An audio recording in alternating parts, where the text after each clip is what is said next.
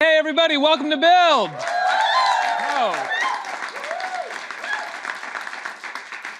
It's so nice of you. You're so obviously not told to do that before I get on this stage. Our next guest, you know from her Oscar-winning performance in Chicago, award-winning turn in Traffic, and a host of other iconic roles over the years. In her new film, Cocaine Godmother, Catherine Zeta-Jones plays the legendary cocaine smuggler, Griselda Blanco. Before we get started, I want to remind our audiences at home they can submit a question using the Submit a Question button right to the side of this video that you're watching. Now let's take a look at Cocaine Godmother, starring Catherine Zeta-Jones.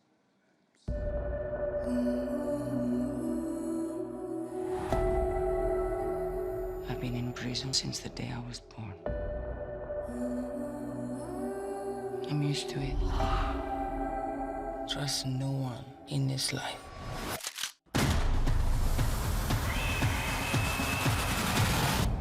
No more weakness. Somebody has to keep food on the table. Trying to make money. I have a kilo on me right now. You're joking. No. Have you ever worked for a woman before? With all due respect, no one has. Already we agree on something. Women are like spiders.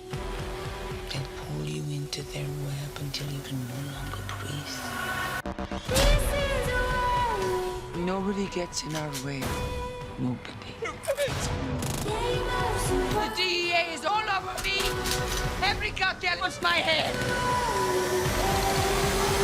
Nobody insults this family. Everybody please put your hands together for Catherine Zeta-Jones. Thank you so much. Thank you. Hello. Nice to see you. Hello, how are you doing? Thank you so much for being here. It's my pleasure. It's our pleasure to have you. My pleasure. And thank you guys for coming and everyone watching from other places around the world. Let's talk about Griselda Blanco. What attracted you to this role? This is not something that I think a lot of people would take on. She's a pretty hard to find the redeeming qualities in someone like Griselda. Yes. Griselda is literally like the polar opposite of me. I mean, morally, what I believe in, what I think is right from wrong. Like you said, no redeeming qualities. As an actress, I just needed to play her. And a woman who, you know, in the 70s, in Miami, at the height of the importing of drugs into this country, this woman was the queen of the kingpins. This woman had Pablo Escobar working for her. And I saw a documentary called Cocaine Cowboys, and these men, some of them still in jail and never to be coming out, were talking about this woman, Griselda Blanco. And when they discussed her, she was obviously revered, she was feared. Very much feared, if I remember correctly. Very much feared. By these very dark, dangerous guys in a dark world. So I was like, who is this woman? And then, you know, she was so multifaceted. There's so many layers to this character. And 3.5 years of trying to get something up and off the ground where I could get the chance to play here. Yeah. You've been working on getting this made for 3.5 years. Yeah, 3.5 years. Not this particular script, because I had other scripts that fell apart, and I was devastated, and I became consumed by her. And she's a tough woman to be consumed by for 3.5 years, let me tell you. And so I just felt that it was so fulfilling for me. You know, this is, like you said, not only was she a formidable character, this character, and you just saw a clip of it, wouldn't necessarily be what one would think, oh, this is the quintessential role for Catherine Zeta-Jones. This is made for her, you know. And so I think that was the challenge for me, is that I never had the chance. We talked about Traffic. That was, 17 years ago. I was pregnant with my son, who was going to college this year when I shot Traffic. Congratulations. Thank you.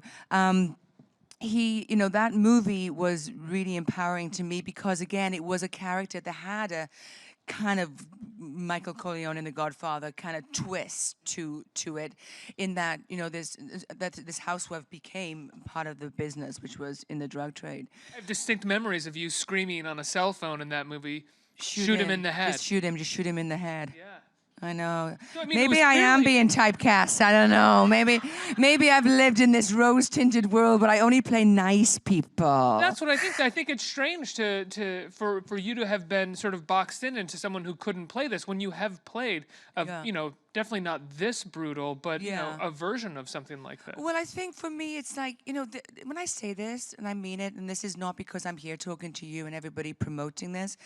We shot this film for television, which is a fantastic medium. You know, we're all loving TV right now, aren't we? Best writers, best directors, best actors, the best, you know, really good work. But for me, it was like, you know, I've never had the chance to explore really emotional transitions like this, and it's you. I don't say I get boxed in because my career has been very colorful, from music, from Traffic to Chicago, you know, and working with great people.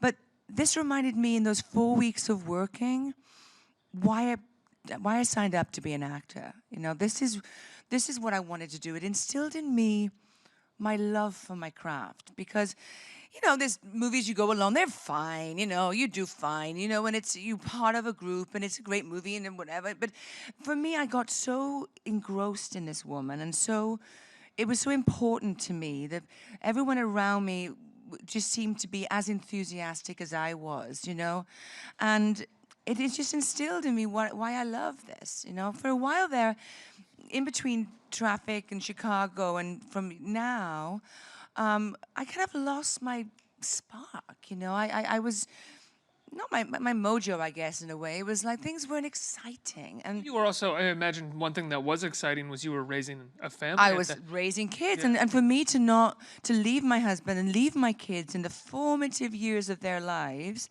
it's got to be something to take me away from home that I really want to invest that time in, you know, that I really want to be there, not I'm just here because I have to keep doing this, otherwise people forget you, or the worst, they're giving me a lot of money to do this, and that's something I've never done. But I need to invest as much time and passion into a piece of work, otherwise I'm really happy at home. I really am. Yeah, And look- this was the one that went, I want to do more of this. This is what excites me. Looking back over the last 17 years since Traffic, I could honestly say that both you and your husband seems like you did less work than than just before the two of you were working in the Yes. 90s. Both of you kind of slowed down a little bit. I know he was sick for a little bit of time, but both of you kind of took your time between projects. We did intentionally with that. You know, we always had that if he's working, I'm not working, and vice versa. But more than that, we moved away, brought up our children in Bermuda, which is Michael's mom was Bermudian, and so I wanted to bring them up away from the hoopla, which unfortunately you have no control in, that encroaches on their upbringing and their lives and documentation of what they're doing, and even to the point of what they're wearing, which is, as children, is like bizarre. But and so we moved away and we stepped a bit, back. I came back to Broadway and won a Tony, which was exciting and amazing for me. But it was, it's very specific in what we've done, and these formative years of my kids. It's like when I get back to my golden years, and I'm just about to go to the stage play in the sky. I love that, the stage play in the sky.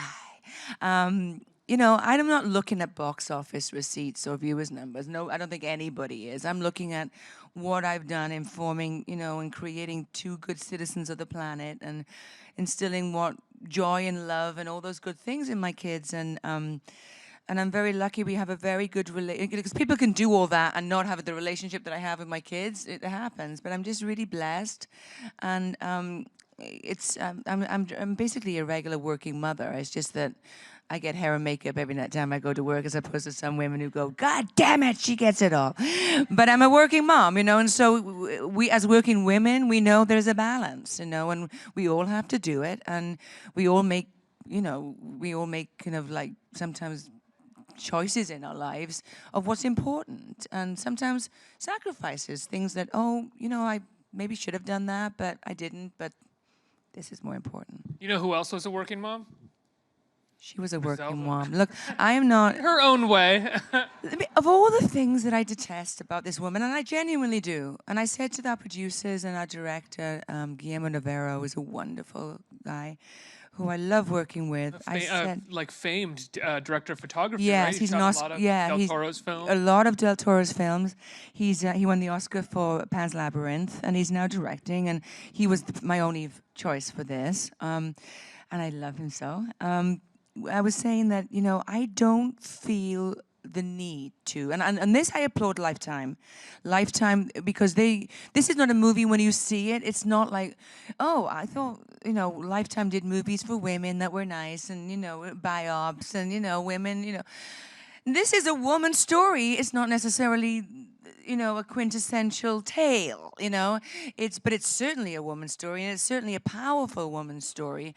And like you said, she was a working mother.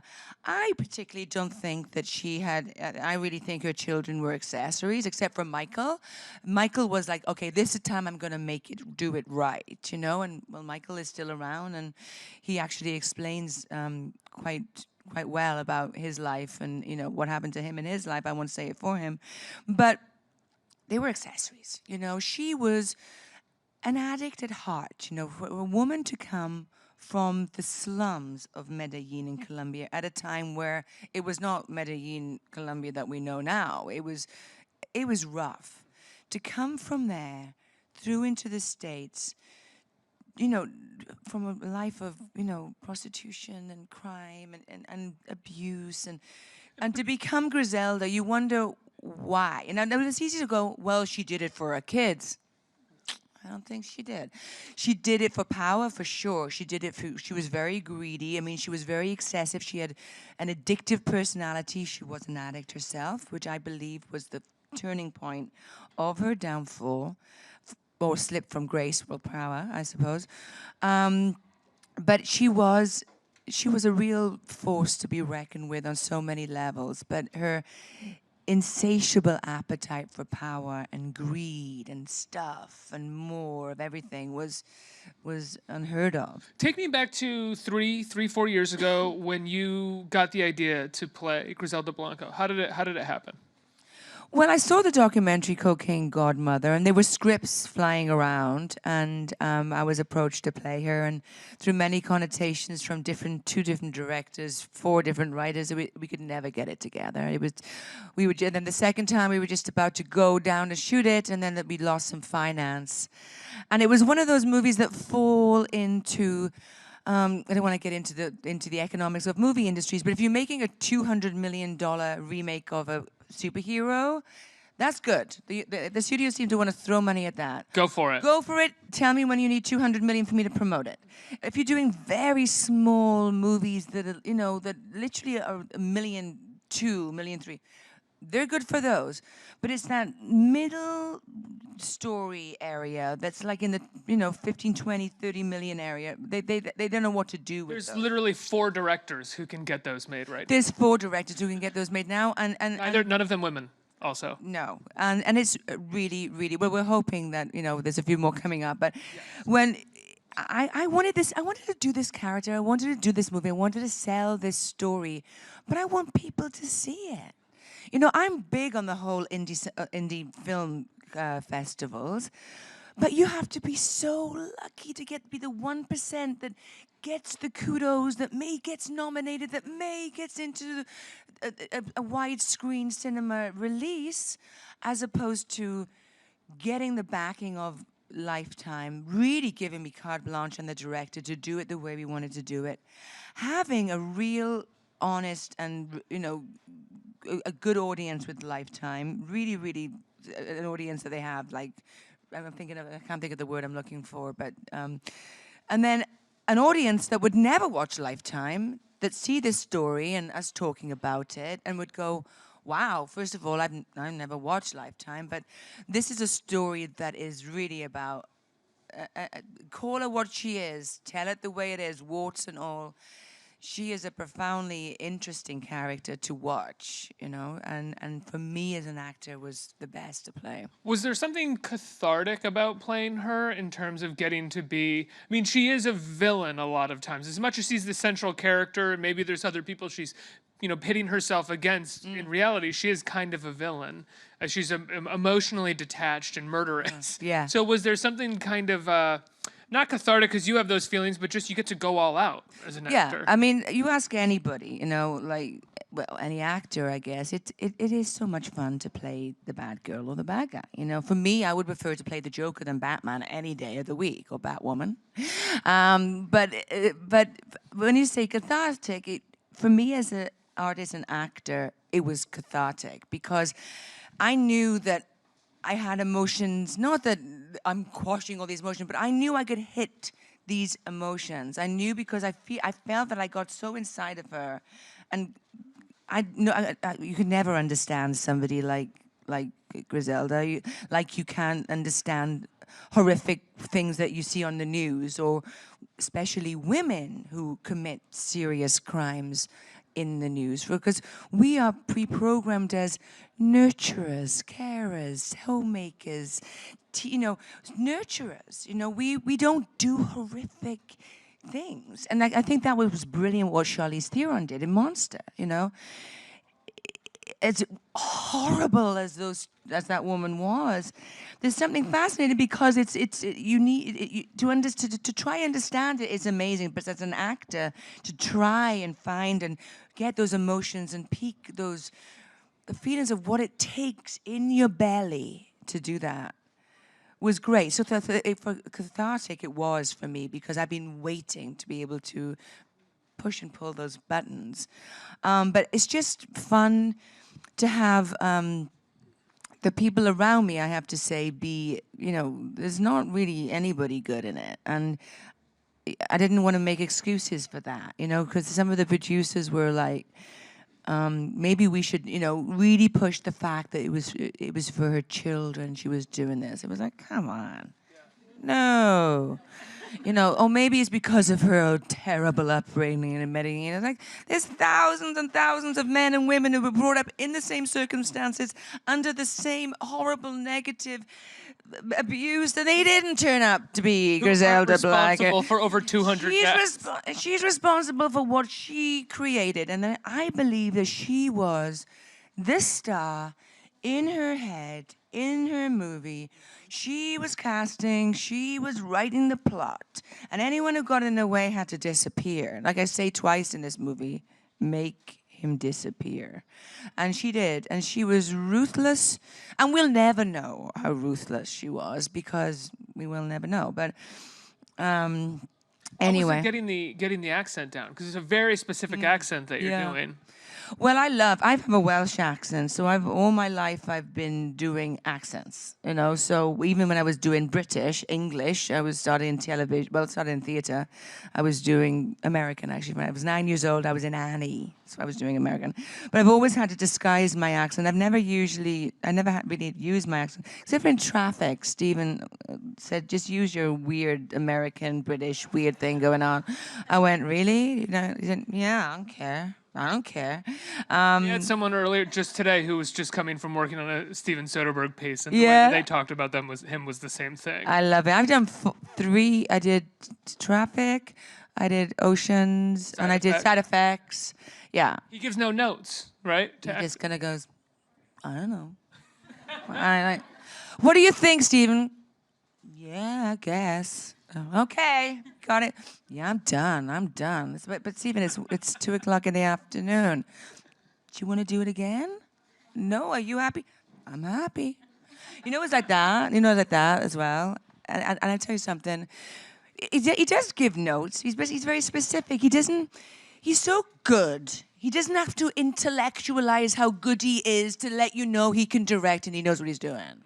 And I love a lot of directors, but it's like, they'll like cajole you, or, darling, let me just da-da-da-da-da, and the feeling is, and there's, what, do you want me to do it quicker? Is that what you're trying? Yes, do it quicker, darling. We'll just say do it quicker. You know, Stephen is like, I don't really, just quicker is what you mean. But Steven Soderbergh, and you know, it's like Stephen is the Coen brothers.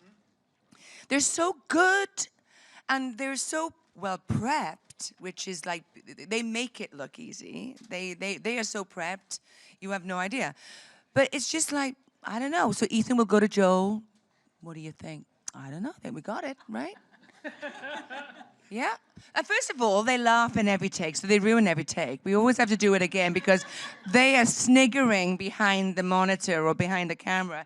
Like he's like sniggering. It's like, you just ruined the best take. Oh, we'll do it again if you want to do it again. It's like, we won't hear that. But it's It's an amazing atmosphere for creation, I would imagine, because one, you're not best. always searching for their approval, and you're not wasting time by having Yeah. these long conversations. And three, it sounds like they enjoy watching They the love actors. it, and they delegate. Well, Stephen knows always. Stephen just has usually got the camera on his shoulder. I don't think Stephen delegates very much. No, he just does it all and just pretends that puts different names on different credits. It's all him. Well, so do And the Coen brothers, actually. They have a fake Yeah. name as an editor. Yeah, they do. Yeah, but they do, and they just he sticks his head around the camera and just goes. And that means like move one step to the left and go again. But it's just they're so good, they're so well prepped, and it's a lesson to a lot of up and coming, auteurs, filmmakers, writers, directors, is that they, if you're prepped, you've got everybody in the palm of your hand, not just the actors, the crew. Everyone just wants to make it good because it just feels good, and you know what you're doing, and you're respectful to people, and everyone comes gung-ho, ready to go, bring it on, and this was like that, in that, these people on the crew, they don't have to get emotionally involved like you. They don't. They can come in, check out, But we were working like we'd be on our 16th hour and we just about finished, and we needed them just to, before the unions came in, they just go, we're good. We're good to go for another 10, minutes or whatever. And they just really were, that's what I love about filmmaking, when it's good, when you're surrounded by good people, because it's not just me, it's not just the director, it's not just, this director or Stephen, it's a collaboration. We need everybody. And there's no hierarchy, when I go on a set. And that, if you set a precedence, then that kind of filtrates down to everybody. They go, okay, there's no BS here, so let's just get to work and enjoy it. And that's when the best work happens. I think that's when everyone is respected for what they do in their world, and to bring it all together and then see it. That's the magic of the movies, That's what it's all about. You were at the Golden Globes just a couple weeks ago, were. celebrating Kirk Douglas's, 101st birthday? Yeah. 101? That's amazing. I don't even have a good question for it. What is it like having a 101-year-old, guy kicking around? It's inspirational first, because I just my son and my daughter always say, what you love about Pappy more than anything, and then, well, there's so many things we love about Pappy, Kirk. But Dylan says, I'm always fascinated by his hands. And I have a great photograph that I took of Kirk. And then it's black and white. It wasn't black and white when I took it, but it's black and white now. And he's holding his hands like that. And it was just a real candid shot.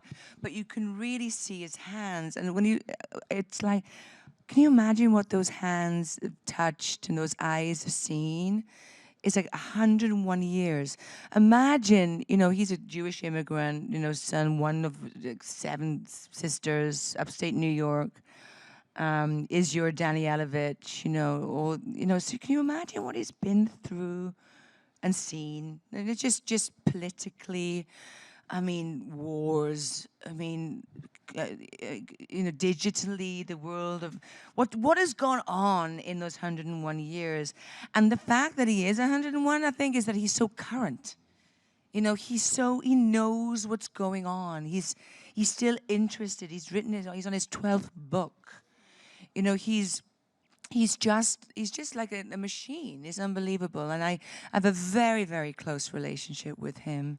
He flirts with me all the time, and he calls the house and says, Michael, and Michael's like, yeah, Dad, how are you? I want to speak to your wife. And we do FaceTime. But anyway, talk about the Golden Globes. The Golden Globes, to see him get that applause and the standing ovation. And when you're 101, these moments keep you going for another 2 years, right? Because I just know that from my grandparents, who are no longer with me, but I used to give them milestones. It's like, okay, in 2 months, everyone's gonna be doing this. And then, she'd be waiting, my Nana, she'd be waiting and keep it going. And that was a moment for me to step back and to see him looking out, and he looked out at me, and he saw the applause. But the night before I went over to the dinner, and I'm always there, and I love sitting at dinner. We talk about everything and everybody. We get so bitchy sometimes about people. It's so good. Kirk, the 101-year-old Kirk Douglas gets bitchy. Meow, meow, meow. And we were loud because no one can hear us. But anyway, we said, come on, as actors as we are, let's run it. Let's run what I have to say. So I did my bit, and then silence. So I went, oh, come on, Kirk. This is when you speak. When I finished the bit about and ended and Dalton Trumbo had his real credit as screenwriter on Spartacus. That when you hear Spartacus, you know this is when you come. Oh yeah, okay. So when Dalton Trumbo, okay, did it again. Said Kirk, okay, Kirk, I'm gonna pat you on the back, all right, and look you in there, and that's your time to turn, because he was in his chair, so and with the emotion and with people clapping spontaneously, I said, this is my signal. So we got it and we rehearsed it and it was fine. I said, if we do it like that, I'm going to bring the house down. And he turns to me and says, why do you have more lines than me? Only a movie star father-in-law would ask you that, right? My regular father-in-law said, why do I have more lines than you? Because I'm not 101. I haven't had a stroke or a helicopter crash. So they're giving me the benefit of the doubt that I am going to do the page, and you're going to do just what you said, those 4 lines. He said, but I wanted to talk about when I was nominated for a Golden Globe and I didn't win. I said, Kirk, the Golden Globes are like 24 hours long as it is. We can't get into the time that when you were nominated and you didn't win. As pissed as you still may be, I wish you after had. all these years, you still hold a little grudge for the fact that Yul Brynner beat you to it. What I would have given for that moment in the Golden Globes of him doing that, and I get to go, wait, is he telling a story right now? What does he think he's doing? I know. But he's just amazing, and he's inspirational, wonderful grandfather. Because Kirk was very, very, very powerful, but very ambitious. Mm-hmm. And his career was his career. He was tough. He was tough. He was tough in the business. He was very outspoken. He was, he really did turn around the blacklist. He had Dalton Trumbo write Spartacus. He was blacklisted. He turned it around and he had him credited as, screenwriter. Full name, no pseudonym. His full name. So he was a little bit detested there for a while. And he, and as he's got older, he's the first to say that he's mellowed, he's rekindled his faith.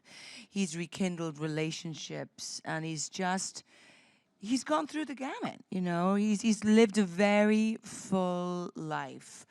And to be able to discuss that with him, we're not just talking about Hollywood gossip, about real things in his life that happened, He wrote a fantastic, op-ed about anti-Semitism, and he should know. He's a man who's, 100 years old. It's, to see the wave changes and the tide go in and out, and, it's interesting. And he's very, like I said, he's very current.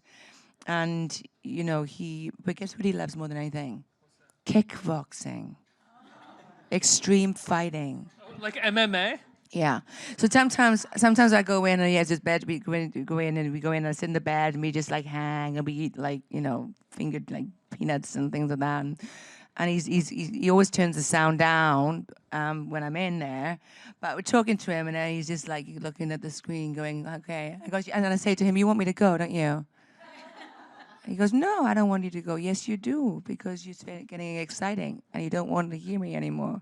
He goes, yeah, I need to see the end of this because I've been waiting for this. And he turns the sound up really loud. And like, he loves it. He loves it. But he was a wrestler, you see. Yeah. He was, he's a wrestler and he was obviously very fit. And he was working out until his trainer passed away. And I go back and watch like old Douglas movies. His trainer was 97 years old when his he passed. His trainer was 97? Yeah, and that's when Kirk stopped working out. So wait, Kirk was 97 or his trainer? No, Kirk was was 99. Kirk? How old? Do you have home videos of the two of them working out together? Yeah, Anders. That's amazing. Anders too. Yeah, he's passed away now, but he worked out until he went. And that's what he says about longevity and life and all that stuff. People say, wow, what's his secret, And it's like he always says, you got to keep moving. Yeah. You got to keep moving. You got to keep moving. No, we're not talking about running, the New York Marathon here. It's just getting off your butt and just doing something and keep moving. And he said, as you get older, never fall. Just don't fall. Get those lifts that take you up and down the staircase. I said, Avoid falling. he said, don't fall. Because as soon as you fall, that's the beginning of the end. I said, well, don't be so dramatic. I'm telling you, all my friends, they were just fine until they slipped. Yeah. And then it all went downhill. And so I said, that's the rule of thumb. Does he ever go back and watch his old movies at all? Does he watch them with the grandkids or anything? No, we don't. Nobody does, do they? I didn't think so, but I mean, they're from so long ago. Bit And they're weird. So Come on over. Come and see me. And I don't know, man. If I started Ace in the Hole, I'd be showing it to everybody all the time. It's an amazing movie. Oh, coming over. I wonder what I would say if I ever got to that. If I ever get to that point, you have to put me away. You just say, this is time to retire. I'm watching Chicago again. See I'm me watching in it again. Chicago, darling. No, Very Sunset like Boulevard. Just very, very Sunset Boulevard. And I tell my children that I will be like her at one point. Darling, I'm ready for my close-up. No, I don't. But what is interesting is to see, my kids have seen, not everything actually, but they were brought up with, 20,000 Leagues Under the Sea, and to see some of his work, and to see it from, a huge generation gap, because Michael was an older dad. So, and it's interesting to see them watching their grandfather. I'm sure my kids tell me they've seen all my movies. I don't believe it for 1 minute. You should quiz them. I think they've Pop gone quiz. and read the plot online. I don't. Yeah, I should quiz them. Yeah, pop quiz. I don't know. That's even more weird. Sitting around for dinner. Okay, tell me, what did I wear when I did my fabulous number in Chicago? Was I wearing a white dress or a black dress? No, I don't. We don't do that. Do you know, we don't watch a lot of movies. I hate to say that. We watch. This is the time when Michael and I do like real binge watching movies, because we vote for the Academy, and so we don't vote if we haven't seen everything that we need to see. It's just not fair. So Have you been binging recently? Yeah, What I've have you been- seen that you like? I love Three Billboards. First of all, I love her. I love everything she does. I love it. I just love it. I'm not going to say all of my favorites though, because I got friends in movies that I don't like so much, and I'm not going to be funny. So it's like I didn't even tell Michael what I vote for. Really? No, because he'll blab it out to somebody, and I don't tell anybody. I'm very top secret. But I forgot my train of thought. What was I talking about? About watching my kids watching movies. Oh no, we don't watch a lot of movies because we always we spend the whole time trying to figure out the ending. Or one of us has read that script or something, We kind of know, it's familiar. And so we like sports and things like that. MMA, like you said. I don't. But I love sports. I love sports. Who's famous? Who's come in? I'm such a like starstruck person. It's my Dakota God. Fanning, I believe. It's Dakota Fanning! Oh my God! Quick! That's not Dakota Fanning. No, that's not her. That- But I think she's over there. She's there. Okay. Do you know, I went to the airport the other day, and it's like, I swear to God, it was 4:30 in the morning, and there was some autograph hunters. Some of them are not only fans, though. You know that, right? Some of them are like, they sell them Selling the online. autographs online. This guy gave me a photograph of this woman. I had no idea who she was. And I'm sure he thought he'd get my autograph and then he'd lift it and put it on something else. Or I don't know what the thought process was, given it was 4:30 in the morning. And I'm really awake at 4:30 in the morning, right? So I see everything. And so I'm looking and going, are you serious? He's like, is that it? Are you serious? And it's like 4:30, I'm at the airport. He said, well, would you just sign the back? I went, No, I won't. I'm sorry, I won't. But anyway, so I don't know why I even told you that story. That's a good story. How often do you find something like that happens? People is that the first time that's ever happened? Someone handed you a fake or a photo that wasn't you and asked for an autograph? They probably have. I just wasn't probably aware before, you know. But I will tell you a story. What happened to me? I was waiting for my kids to go one of those, you know, those bungee jumpers that go, they strap you like up, and then they push you up, and you know. Anyway, my kids love that. And I was in Canada. We have a little farm in Canada, and anyway, my kids were waiting in line, and the line was like on forever. And this woman was. I'm always very nice with fans and all that stuff, but at some point, it's like, keep it quiet. I'm standing in line waiting for the bungee jump. You know, it's like, so she went, and she was French Canadian. I know who you are. I know who you are. And I go, thank you.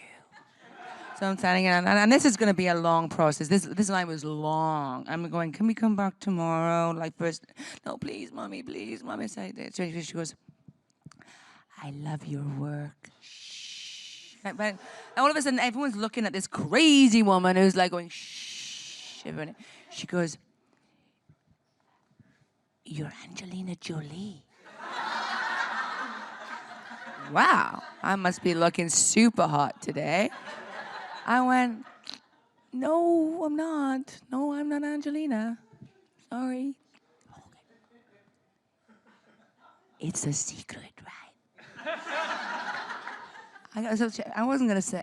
She goes, I won't tell, Angelina. I won't tell. What do you mean I won't tell? I'm not goddamn Angelina Jolie. I'd love to be her, but I'm not.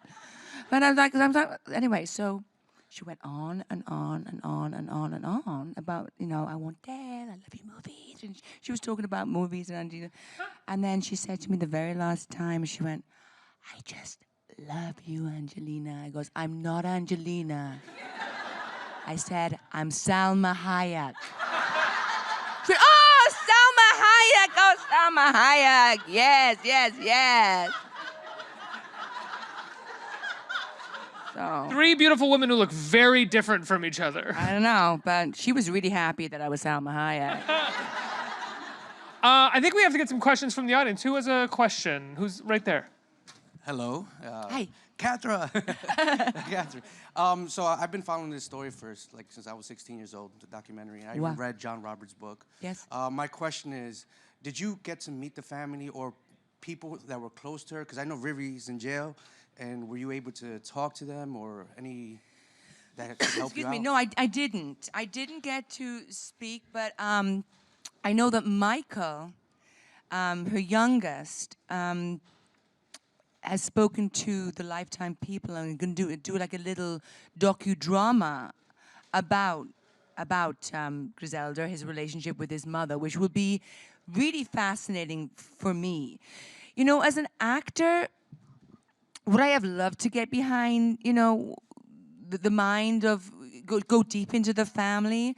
And there's the real life DEA agent whose literally career was on tracking down and ultimately, you know, getting Griselda. And the story is that he always says that when he eventually got her, he was going to give her a kiss on the cheek, and he did, supposedly. I don't know. That was a story. But he of course, would have been a perfect to speak to, but I thought, you know, everyone's is coming from one side and coming from the family. Obviously, there's very two different versions of Griselda, right?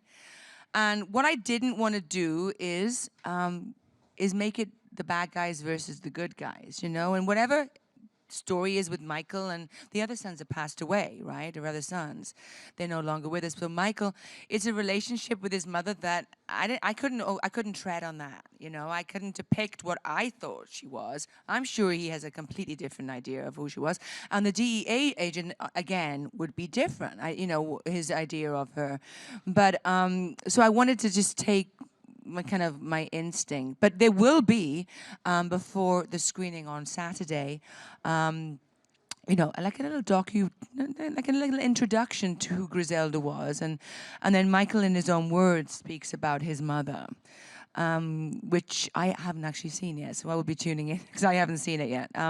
So it's a story that I can't wait for people to see. Are you from Miami by any? No, I was born here, but I had a lot of Colombian. All right, yeah.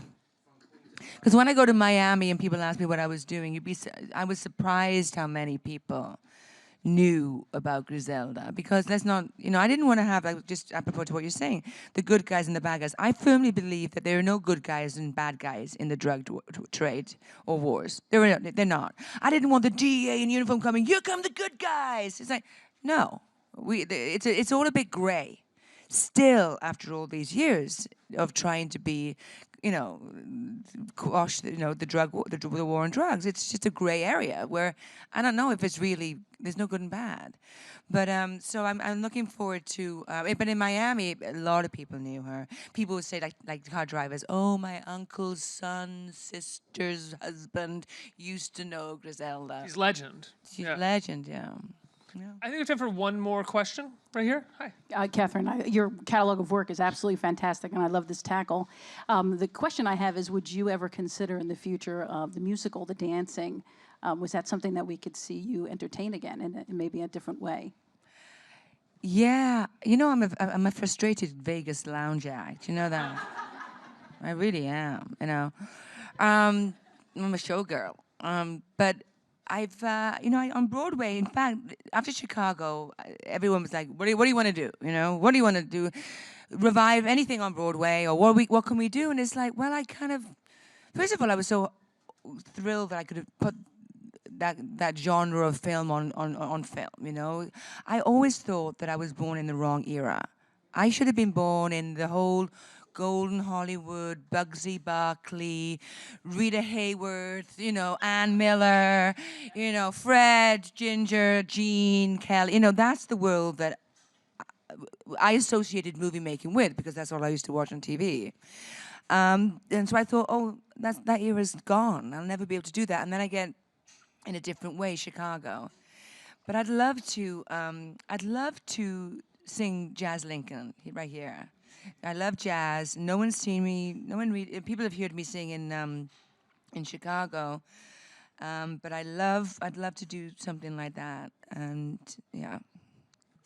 Catherine, it's been wonderful talking to you. Thank you so much for being here. Congratulations on Cocaine Godmother. Thank you. You have been Griselda wonderful. Blanco Story. Thanks so much. It premieres this Saturday on Lifetime. Everybody, Catherine Zeta-Jones. Keep clapping. Thank you all very much.